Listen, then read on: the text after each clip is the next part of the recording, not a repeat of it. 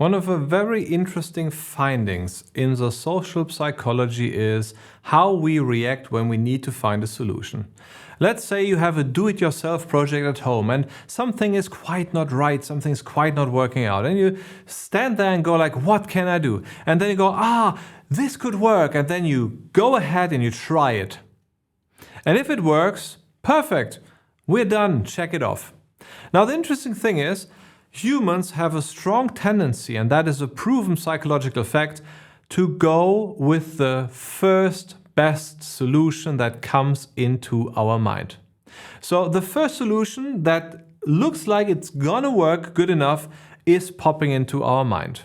And this is the thing that gets operationalized, that we work with. But then we have implemented a solution. And nobody ever double-checked if that is really the best solution.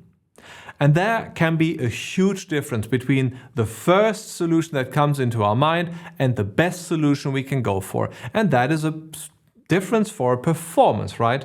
So being innovative and leading proper change, that means to go for the best solution and not for the solution that's just working and came into our minds the easiest. Also in a competitive landscape, the things that come into mind the easiest are probably the things that also the competitors have in their mind the easiest. Making a few rounds thinking and optimizing and challenging the solution, coming up with the best solution, is a very important thing to lead a proper change.